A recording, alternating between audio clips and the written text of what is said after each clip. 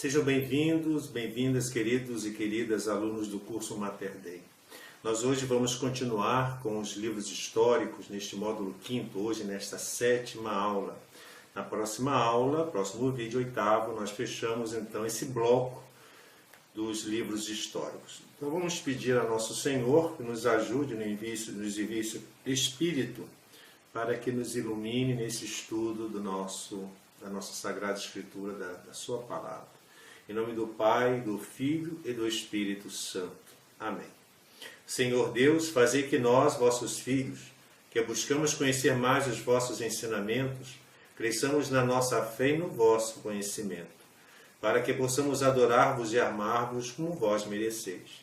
Por nosso Senhor Jesus Cristo, vosso Filho, na unidade do Espírito Santo. Amém. Em nome do Pai, do Filho e do Espírito Santo. Amém. Então, amados irmãos, hoje nós vamos continuar os livros históricos. Nós vimos no último vídeo a introdução aos livros históricos e aquele bloco de 5 livros históricos, desde Josué até aqueles livros de Samuel. E hoje nós vamos continuar os livros que nós estamos estudando. O primeiro livro de hoje, os primeiros livros, nós vamos estudar os primeiros. O primeiro e o segundo livro dos reis. O que são esses dois livros? Vamos ver as características desses dois livros, do primeiro e do segundo livro dos reis. Esses dois livros dos reis, como os de Samuel, como os dois primeiros livros, o primeiro e o segundo livro de Samuel, formam uma só obra na Bíblia hebraica. Lembrem-se, na Bíblia hebraica eles formam uma só obra, o primeiro, o segundo, o terceiro e quarto livro dos reis. Correspondem aos dois últimos livros dos reinos, na tradução grega da Septuaginta, e dos reis na Vulgata. Então, na Septuaginta e na Vulgata são os dois livros dos reis, que nós designamos dessa maneira. Esses livros, na verdade, do primeiro e do segundo livro dos reis, são continuação imediata do livro de Samuel, ou seja, dos dois livros de Samuel. A obra cita nominalmente 3 de suas fontes. Uma coisa interessante, que geralmente nós vamos estudar para identificar quais as fontes ou escolas das quais elas originam, e esses dois livros, eles citam nominalmente as suas fontes. São 3 fontes. Uma, História de Salomão; o outro, os Anais dos Reis de Israel, e os Anais dos Reis de Judá. Mas houve outras fontes além dessas 3, conforme os exegetas e os hermeneutas estudaram. Além do final do grande documento davídico, ou seja, do primeiro livro de Reis, dos capítulos 1 e 2, uma descrição do templo de origem sacerdotal, no primeiro livro dos Reis, capítulos 6 e 7, e, sobretudo, uma história de Elias, composta pelo fim do século IX a.C., e uma história de Eliseu, um pouco posterior. Essas duas histórias estão na origem dos ciclos de Elias, o primeiro livro dos Reis, capítulo 17, ao segundo livro dos Reis, capítulo 1. E o de Eliseu, no segundo livro dos Reis, capítulos 2 ao 13. Esses relatos do reinado de Ezequias, que colocam em cena Isaías, segundo dos Reis, capítulo 18, capítulo 17, ao capítulo 20, versículo 19. Esses relatos provêm dos discípulos deste profeta, ou seja, do profeta Isaías. É provável que uma primeira redação deuteronomista tenha sido feita antes do exílio, ou seja, até 586. Possivelmente tenha havido alguma redação desses livros dos reis, antes da morte do rei Josias em Meguido, no ano de 609 a.C., ou seja, no século VII a.C. E o elogio feito a este rei, que nós encontramos no segundo livro dos Reis, capítulo 23, versículo 25. Com exceção das últimas palavras, seria a conclusão de uma obra primitiva. E isso são estudos bem detalhados e minuciosos dos exegetas e dos hermeneutas. Uma segunda edição, também deuteronomista, foi elaborada durante já o exílio, depois de 562 a.C. Se lhe atribui o final atual do livro, ou seja, o segundo livro dos Reis, capítulo 25, versículos 22 ao 30. Ou um pouco antes, se colocamos este ponto final depois do relato da segunda deportação, que está no segundo livro dos Reis, capítulo 5, versículo 21, que parece ser uma conclusão. Houve finalmente algumas adições durante o exílio e depois do exílio. O primeiro livro dos Reis, vejam bem, como sempre nós informamos, possui 22 capítulos e 816 versículos, enquanto que o segundo livro dos Reis possui 25 capítulos e 719 versículos. Embora ele tenha mais capítulos, ele tem menos versículos. Então vamos ao primeiro livro dos Reis, para nós entendermos o que é esse livro, né, as suas características, as suas peculiaridades e o seu conteúdo. Quem é o autor? De quem é a autoria do primeiro livro dos Reis? O livro 1 dos Reis, primeiro livro dos Reis, não cita especificamente o nome do seu autor, para variar, né? A tradição diz o seguinte, que ele foi escrito pelo profeta Jeremias. É uma tradição que nos porta até hoje essa autoria, mas que não há especificamente o nome do autor. Todavia, considera-se atualmente que os autores desta compilação de fontes, de origens e de épocas diversas, são conhecidos. Então, a redação, as mãos que redigiram este livro são de mãos desconhecidas. Ninguém sabe quem são, na verdade, cientificamente, esses autores. Qual é a data desse livro? Onde se citou na cronologia? O primeiro livro dos Reis foi provavelmente escrito entre os anos 560 e 540 a.C., ou seja, do período antes do exílio e ao final do exílio, pós-exílio até.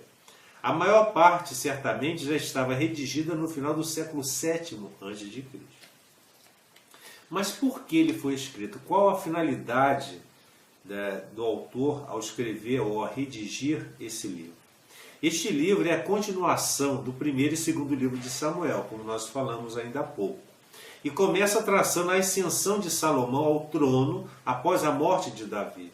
A história começa com o Reino Unido, mas termina em uma nação dividida em dois reinos conhecidos, como o Reino de Judá e o Reino de Israel. O primeiro e o segundo livro dos Reis são combinados em um único livro na Bíblia hebraica, como nós já informamos. E qual o resumo desse livro? Como nós poderíamos resumir a história desse livro? O livro primeiro dos Reis começa com Salomão e termina com o profeta Elias. A diferença entre os dois nos dá uma ideia do que aconteceu. Salomão nasceu depois de um escândalo real entre Davi e Betseba. Como seu pai, ele tinha uma fraqueza por mulheres que chegaria a derrubá-lo. Salomão fez bem da primeira ao orar por sabedoria e construir um templo a Deus que levou 7 anos para ser construído. Em seguida, no entanto, ele passou 13 anos construindo um palácio para si mesmo. Quer dizer, o templo durou 7. Para si um palácio, 13 anos. Seu acúmulo de muitas mulheres o levou a adorar os seus ídolos e afastar-se de Deus. Após a morte de Salomão, Israel foi governado por uma série de reis, a maioria dos quais eram perversos e idólatras. Eles não eram fiéis à aliança com Deus. Isto, por sua vez, levou a nação para longe de Deus, de que, tal forma, nem a pregação de Elias seria capaz de trazê-los de volta. Entre os reis mais perversos estavam o rei Acabe e a sua rainha Jezabel, os quais trouxeram a adoração de Baal a novas alturas em Israel. Elias tentou fazer com que os israelitas retornassem à adoração de Javé. Eles não quiseram adorar Javé. E chegando até mesmo ao ponto de desafiar os sacerdotes idólatras de Baal para um confronto com Deus. Aonde? No Monte Carmelo. Claro que Deus ganhou. Isso muito irritou a rainha Jezabel, para dizer o mínimo. Ela ordenou a morte de Elias, por isso ele fugiu e se escondeu no deserto. Deprimido e exausto, ele disse: deixa-me morrer. Mas Deus enviou alimentos e encorajamento ao profeta e sussurrou-lhe um cício tranquilo e suave, salvando a sua vida no processo para um trabalho futuro. Né? Agora nós vamos, concluindo esse primeiro livro dos reis, nós vamos agora ver o segundo livro dos reis. O que diz esse segundo livro dos reis? Primeira coisa, a sua autoria. Quem é o autor do segundo livro dos reis? O livro dos reis, o segundo livro dos reis, não cita especificamente o nome de seu autor, assim como o primeiro livro. A tradição é que ele foi escrito também pelo profeta Jeremias. Todavia, considera-se atualmente que os autores dessa compilação de fontes, de origens e de épocas diversas, eles são desconhecidos. E qual a datação? Qual a cronologia desse livro? O livro segundo dos reis foi provavelmente escrito pelos anos 560 e 540 a.C., a mesma época do primeiro livro dos reis. A maior parte certamente já estava redigida no final do século VII a.C. E por que ele foi escrito? Qual a finalidade? O livro segundo dos reis é uma continuação do primeiro livro dos reis. Ele continua a história dos reis durante o reino dividido de Israel e de Judá. O livro do segundo dos reis termina com a derrota final e deportação do povo de Israel e Judá para Assíria e Babilônia, respectivamente. Ou seja, o reino de Israel foi para a Assíria e o reino de Judá para a Babilônia. E qual o resumo deste livro? Como nós poderíamos fazer um resumo? O segundo livro dos reis retrata a queda do reino dividido. Profetas continuam a alertar as pessoas que o juízo de Deus está próximo, mas elas não se arrependem. O reino de Israel é repetidamente governado por reis maus, e apesar de alguns dos reis de Judá serem bons, a maioria acaba se afastando o povo da adoração do Senhor. Os poucos governantes que eram bons, juntos com Eliseu e outros profetas, não podem parar o declínio da nação. O reino do norte de Israel é eventualmente destruído pelos assírios, e cerca de 136 anos depois, o reino do sul de Judá é destruído pelos babilônios. Existem neste livro 3 temas importantes de destaque que estão presentes no segundo livro dos reis. O primeiro tema é: o Senhor julgará o seu povo quando eles desobedecerem e virarem as costas para ele. A infidelidade dos israelitas foi refletida em idolatria perversa dos reis e resultou em que Deus exercendo a sua justa ira contra a rebelião. O segundo tema é: a palavra dos verdadeiros profetas de Deus sempre se realizam, sempre os verdadeiros profetas, porque havia os falsos profetas também. Porque o Senhor sempre cumpre a sua palavra. Assim também as palavras dos seus profetas são sempre verdadeiras. E o terceiro tema deste livro: o Senhor é fiel, a fidelidade de Deus. Ele se lembrou de sua promessa a Davi, segundo o livro de Samuel, capítulo 7, versículos de 10 a 13. E apesar da desobediência do povo e dos reis perversos que os governaram, o Senhor não deu um fim à família de Davi. Deus não exterminou, porque Deus era fiel à sua própria palavra.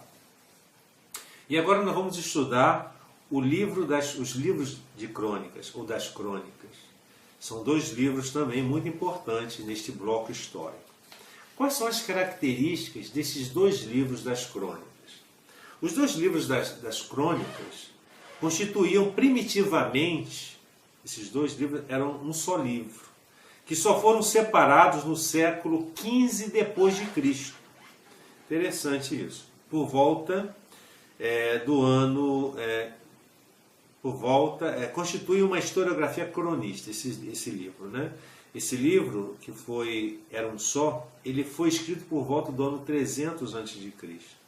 e constitui uma historiografia cronista, como nós vimos naquelas quatro divisões que nós estudamos no módulo anterior, a qual se associam também os livros de Esdras e Neemias. Faziam parte do mesmo conjunto, obra de um único autor. Então, os dois livros de crônicas, mais Esdras e Neemias, faziam parte de um único conjunto de obras e de um mesmo autor. Não apenas encontramos nela o mesmo estilo e as mesmas ideias fundamentais, mas a repetição no começo de Esdras, capítulo 1, dos versículos que encerram o segundo Crônicas, capítulo 36, que testemunha uma unidade de composição. Né? Os tradutores gregos lhes deram o número de paralipômenos, né, que significa suplementos. Né? A palavra paralipômenos era o antigo nome desse livro, que significa suplementos. Nome que até bem pouco figurava também nas traduções latinas e neolatinas. Na realidade, porém, as crônicas não se apresentam como suplementos. Eles não são, na verdade, suplementos. E sim uma recapitulação de toda a memória nacional e religiosa do povo judeu. São, pois, uma obra do judaísmo que pós-exílico, ou seja, depois do exílio da Babilônia, de uma época em que o povo, privado de sua independência política, gozava, contudo, de uma certa autonomia reconhecida pelos senhores do Oriente. Vivia sob a direção de seus sacerdotes, segundo as normas de sua lei religiosa. O templo e suas cerimônias eram o centro da vida nacional, mas este contexto legalista e ritual é vivificado por uma corrente de piedade pessoal, pelas doutrinas sapienciais, pelas lembranças das glórias ou das fraquezas do passado e pela confiança nas promessas dos profetas. Então essas são as bases desse livro das crônicas. Cabe ressaltar que o cronista, em sua análise e proceder, que seja indesculpável num historiador moderno, cuja missão é narrar, explicando e concatenando os fatos, justifica-se pela intenção do autor cronista. E qual era a intenção dele? Ele não é um historiador, é um teólogo, que à luz das experiências antigas e, sobretudo, da experiência davídica, apresenta as condições do reino ideal, faz confluir numa síntese o passado, o presente e o futuro. Ou seja, o profeta, na época de Davi, toda a organização cultural que se tem ante os olhos, omite tudo quanto poderia diminuir o seu herói. Além das informações novas que se contém, cuja fidelidade se pode averiguar, sua obra tem valor menos para uma reconstituição do passado do que como uma amostra da situação das preocupações da época. O primeiro livro das crônicas possui 29 capítulos e 952 versículos, enquanto que o segundo livro de crônicas possui 36 capítulos e 822 versículos. Vamos agora, então, estudar um pouquinho sobre o primeiro livro das crônicas. Quem é o autor deste livro? O livro primeiro de crônicas não revela especificamente o nome do seu autor, como os outros livros que nós estamos vendo aqui. A tradição é que o primeiro e segundo livro de crônicas foram escritos por Esdras. É uma tradição, mas não comprovadamente pela ciência a sua autoria. Mas estudos mais precisos nos identificam a autoria, que deveria ter sido quem? Um levita de Jerusalém, que pertencia intimamente a este ambiente, mas não se sabe o nome dele. Qual a datação? Onde se citou esse livro na cronologia bíblica? Esse livro escreve depois da época de Esdras e Neemias, então isso é posterior a Esdras e Neemias, sensivelmente mais tarde, pois pode combinar a seu modo as fontes a que se referem a eles. O começo da época grega, antes do ano 300 a.C., parece-se a data mais verossímil, mais verdadeira da época que foi redigida, embora receba a seguir algumas adições feitas por diversas pessoas. Em especial as tábuas genealógicas, de primeiro livro das crônicas, capítulos 2 ao capítulo 9, foram aumentadas e algumas listas de nomes foram ajuntadas. Provavelmente as dos partidários de Davi, como nós encontramos no primeiro livro de Crônicas, capítulo 12. E as dos sacerdotes e levitas, do primeiro livro de Crônicas, capítulo 15. E a longa adição do capítulo 23, capítulos 3 ao capítulo 27, versículo 24, que descreve o pessoal encarregado do culto e da administração do templo de Davi. Esses complementos se mantêm na linha do pensamento do cronista. Mas qual foi a finalidade? Qual o objetivo que os autores ou o autor teve ao escrever esse livro? A finalidade desse autor foi que os livros de 1º e 2º de Crônicas abrangem praticamente as mesmas informações que o 1º e 2º livro de Samuel e o 1º e o 2º livro dos Reis. Esses dois livros, o 1º e o 2º de Crônicas, se focalizam mais no aspecto sacerdotal da época. O livro 1º de Crônicas foi escrito depois do exílio da Babilônia, depois de 536, para ajudar aqueles que estavam retornando a Israel e compreender como adorar a Deus, reedificação da cidade e do templo. A história se concentrava no Reino do Sul, Reino de Judá, as tribos de Judá, Benjamim e Levi. Essas tribos tinham a tendência de ser mais fiéis a Deus. O centro permanente de interesse dessa longa história é o Templo de Jerusalém e seu culto, desde os preparativos do governo de Davi até a restauração levada a cabo pela comunidade ao voltar do Egito. E qual seria o resumo deste livro? Como nós poderíamos fazer esse resumo? Os primeiros 9 capítulos do primeiro livro de Crônicas dedicam-se a listas e genealogias. Outras listas e genealogias também estão espalhadas por todo o resto do primeiro livro de Crônicas. No meio do livro de Crônicas, registra a ascensão de Davi ao trono e as suas ações depois de sua ascensão. O livro termina com o filho de Davi, Salomão, tornando-se rei de Israel. O livro de Crônicas, primeiro, deve ser brevemente delineado da seguinte forma. Capítulos 1, versículos 1 ao capítulo 9, versículo 23, são genealogias seletivas. Dos capítulos 9, versículo 24, ao capítulo 12, versículo 40, é a ascensão de Davi. Dos capítulos 13, versículo 1, ao capítulo 20, versículo 30, o reino de Davi. Muito bem. E agora nós vamos para o segundo livro das Crônicas. Já que nós vimos agora o primeiro livro, nós vamos agora estudar o segundo livro. Quem foi o autor desse segundo livro das Crônicas? O livro segundo das Crônicas não revela especificamente o nome do seu autor, como no primeiro. A tradição é que o primeiro e o segundo foram escritos por Esdras, como eu já havia falado. Mas estudos mais precisos não identificam a autoria, que deveria ter sido do tal levita de Jerusalém, que pertencia a este ambiente. Qual a datação, qual a cronologia, a situação cronológica desse segundo livro de Crônicas? Escreve depois da época de Neemias e de Esdras, sensivelmente mais tarde, pois pode combinar a seu modo as fontes a que ele se refere. Então esse livro ele tem a mesma datação da época do primeiro livro das Crônicas. E qual é a finalidade de tê-lo escrito? Qual era o objetivo? Os livros de 1º e 2º de Crônicas abrangem praticamente as mesmas informações que o primeiro livro de Samuel e o 1º e o 2º livro dos Reis, como nós já tínhamos visto. E como nós deveríamos resumir esse segundo livro das Crônicas? Qual seria o resumo dele? O segundo livro de Crônicas registra a história do Reino do Sul, que era o Reino de Judá, desde o reinado de Salomão à conclusão do exílio babilônico. A queda de Judá é decepcionante, mas a ênfase é dada aos reformadores espirituais que zelosamente tentaram ajudar o povo a voltar-se a Deus. Pouco é dito sobre os maus reis ou os fracassos dos reis bons. Apenas bondade é destacada.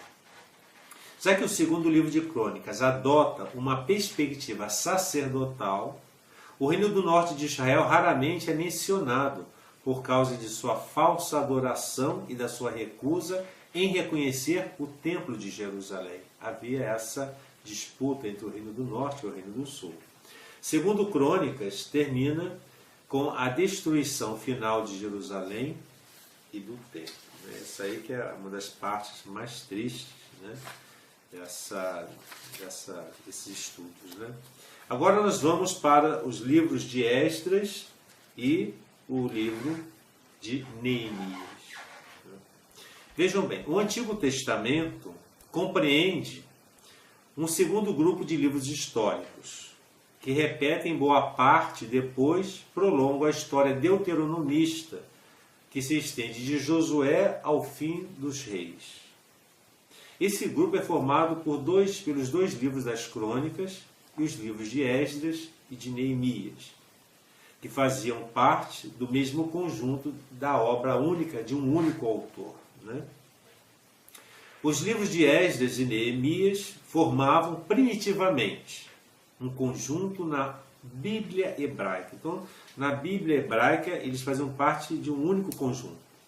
E como ainda se pode ver na tradução grega dos 70, do Septuaginta, já que os 70 conservavam o livro apócrifo grego de Esdras e colocavam-no em primeiro lugar, que era chamado de Esdras I.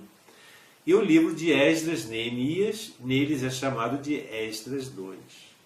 Na época cristã, esse foi dividido em dois, e tal uso foi seguido pela Vulgata de São Jerônimo, na qual Esdras I é o mesmo Esdras, e Esdras II é Neemias. O apócrifo grego de Esdras é chamado Esdras III. A designação dos dois livros por seus personagens principais, Esdras e Neemias, é ainda mais recente. Penetrou nas edições impressas da Bíblia Massorética. O que significa isso, Bíblia Massorética? O texto massorético, para vocês entenderem, ou masorético, é o texto hebraico da Bíblia, utilizado com a versão universal da Tanakh para o judaísmo moderno, e também como fonte de tradução para o Antigo Testamento da Bíblia cristã, inicialmente pelos católicos e modernamente também por tradutores protestantes, esse texto hebraico da Bíblia, né? Que é o chamado texto massorético. Em torno do século VI, um grupo de competentes escribas judeus teve por missão reunir os textos considerados inspirados por Deus, utilizados pela comunidade hebraica, num único escrito. Este grupo recebeu o nome de Escola de Massorá, daí Massoretas, que escreveram a Bíblia de Massorá, examinando e comparando todos os manuscritos bíblicos conhecidos à época. O resultado deste trabalho foi conhecido posteriormente como o texto massorético. Né? De onde vem essa palavra Massorá? Massorá provém da língua hebraica, de Messorá, e indica tradição. Messorá significa tradição. Portanto, o massoreta era alguém que tinha por missão a guarda e preservação da tradição. Certo? Escrito em hebraico antigo, com letra quebrada, os massoretas levantaram a pronúncia tradicional do texto de consoantes. O hebraico não tinha vogais. Então vejam bem, o hebraico antigo ele não tinha vogais, só tinham consoantes. Imagina, era muito complicado. O que eles fizeram, esses massoretas? Eles levantaram a pronúncia e colocaram vogais nessas palavras que não tinham vogais, só tinham consoantes. Graças ao que? Um sistema de pontuação inventado para atender a acentuação vocálica. Foi de uma engenhosidade fenomenal.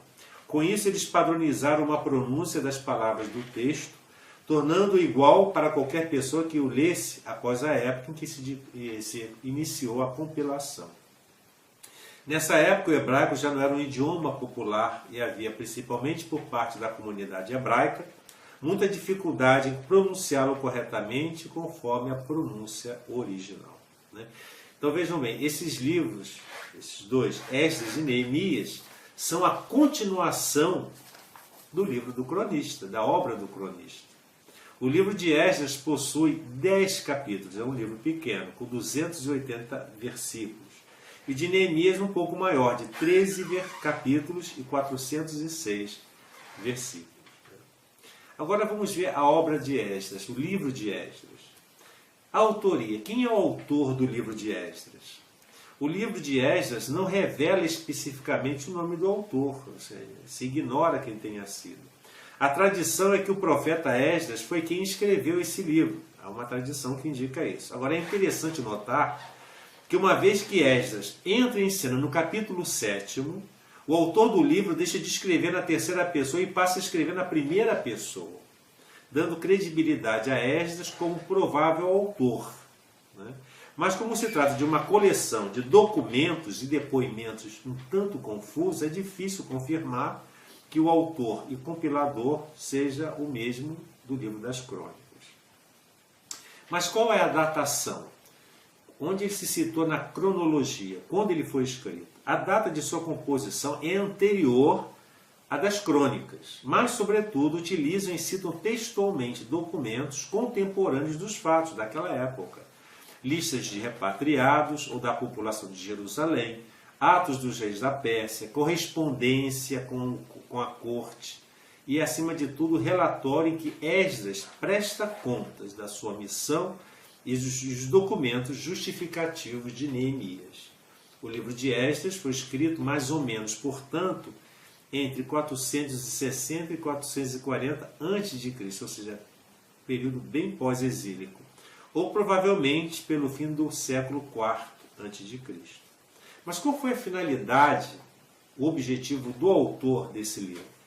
O livro de Esdras dedica-se a eventos que ocorreram na terra de Israel na época do retorno do cativeiro babilônico, ou seja, depois de 536, e nos anos seguintes, cobrindo um período de aproximadamente 100 anos, ou seja, de um século, que começou em 538 a.C. e vai até 440, mais ou menos. A ênfase em Esdras é a reconstrução do templo. O livro contém registros genealógicos extensos, principalmente com o objetivo de estabelecer as reivindicações ao sacerdócio por parte dos descendentes de Arão. Né? E qual o resumo desse livro? Esse livro pode ser resumido do seguinte modo. Os capítulos do 1º ao 6º capítulo é o primeiro retorno sobre Zorobabel e a construção do segundo templo. Dos capítulos 7º ao 10º, o ministério de Esdras, já que bem mais de meio século tinha decorrido entre os capítulos 6 e 7. Os personagens da primeira parte do livro já teriam morrido quando Esdras iniciou seu ministério em Jerusalém. Esdras é a única pessoa que se destaca no livro de Esdras e Neemias. Ambos os livros acabam com orações de confissão e uma posterior separação entre as pessoas e as práticas pecaminosas em que tinham caído. Algum conceito da natureza das mensagens encorajadoras de Ageu e Zacarias, que são apresentadas nestas narrativas, podem ser vistos nos livros proféticos que levam esse nome. Agora, para finalizar, nós vamos ver o último livro desta aula, que é o livro de Neemias. Quem foi o autor desse livro? O livro de Neemias, para avaliar também, novamente, não revela especificamente o nome do seu autor, mas ambas as tradições judaicas e cristãs reconhecem Esdras como seu autor. Isto é baseado no fato de que os livros de Esdras e de Neemias eram originalmente um único livro, uma única obra. Mas, como estudado até o momento, é atribuído ao autor também das Crônicas. Qual a época, a datação, onde se situa na cronologia bíblica? A data de sua composição é anterior ao livro das Crônicas, mas, sobretudo, utilizam e citam textualmente documentos contemporâneos aos fatos. Então, é a mesma observação que nós fizemos com relação ao livro de Esdras. E qual a finalidade do autor ao escrever este livro de Neemias? O livro de Neemias, um dos livros da história da Bíblia, continua a história do regresso de Israel do cativeiro babilônico e da sua reconstrução do templo de Jerusalém. Então, relata justamente o regresso de Israel como cativeiro de Nabucodonosor e a sua reconstrução, né, do Templo de Israel. E como nós poderíamos resumir esse livro? Neemias era um hebreu da Pérsia quando escutou que o Templo de Jerusalém estava sendo reconstruído. Ele ficou ansioso por saber que não havia nenhum muro para proteger a cidade. Então Neemias pediu a Deus que o usasse a ele para salvar a cidade. Deus respondeu à sua oração ao atenuar o coração do rei persa Artaxerxes, que não só deu a sua bênção, mas também material para ser usado no projeto. Neemias recebe permissão do rei para regressar a Jerusalém, onde se tornou governador. Apesar da oposição e das acusações, o muro foi construído e os inimigos foram silenciados. O povo, que foi inspirado por Neemias, deu o dízimo de muito dinheiro, material e mão de obra para construir o muro em um notável período de 52 dias, apesar de muita oposição. Este esforço unido é de curta duração. Entretanto, porque Jerusalém retorna à apostasia quando Neemias sai por um tempo. Depois de 12 anos, ele voltou e encontrou as paredes fortes, mas ele encontrou as pessoas fracas. Ele não mediu palavras para começar a tarefa de ensinar as pessoas sobre moral. Diz no livro de Neemias, capítulo 13, versículo 25. Contendi com eles e os amaldiçoei, e espanquei algum deles, e lhes arranquei os cabelos. Ele restabelece a verdadeira adoração através de oração e ao encorajar as pessoas a revitalização através da leitura e da adesão à palavra de Deus. Então foram esses livros que nós vimos aqui agora, neste vídeo aula, nesse 7º vídeo. No próximo vídeo nós vamos terminar o bloco dos livros históricos do Antigo Testamento. Vocês observem que eu fui muito rápido, né? Procurei ser muito ágil em cada livro, mas dando os pontos principais, a autoria, a datação, o conteúdo, né? E a mensagem teológica, mas tudo isso e algo mais estão nas apostilas. Então as apostilas são muito mais completas, muito mais prolixas, muito mais, digamos assim, densas de conteúdo do que aquilo que eu dou aqui. Primeiro que o tempo é curtíssimo, né? Dar todos esses livros que eu hoje lecionei aqui neste vídeo. No curso de teologia, que tem Sagrada Escritura, vai um semestre, ou até mais, né? Que são 73 livros da Bíblia. E estudá-los em 9 módulos, né? 8 vezes 9, 7 vezes 8, 56. 8 vezes 9, 72. São 72 horas de horas-aulas. Vai ser meio complicado, né? Então a gente apenas aqui dá pistas, dá esclarecimentos, para que vocês possam se aprofundar no assunto. Vão lendo a Bíblia. Eu peço, leiam a Bíblia. Não deixem para depois. O momento é esse. Peguem a Bíblia de Jerusalém, ou a Bíblia da Ave Maria, ou a Bíblia da Paulus, que é muito boa. Das suas paulinas também. Tem a Bíblia da CNBB, que é excelente. Vão estudando, leiam as notas de rodapés. Não deixem para depois. E na apostila eu indico a bibliografia para que vocês possam pesquisar e estudar, que vão complementar os comentários de rodapé das Bíblias que vocês estão comprando. Então é importante a leitura dos livros. Quaisquer dúvidas que vocês tiverem, me mandem para o nosso e-mail, cursomaterday@bol.com.br. E na medida do possível nós vamos responder sim, porque nós estamos aqui para ensinar a vocês. E que Deus nos abençoe, guarde-nos de todo o mal e nos conduza à vida eterna. Amém.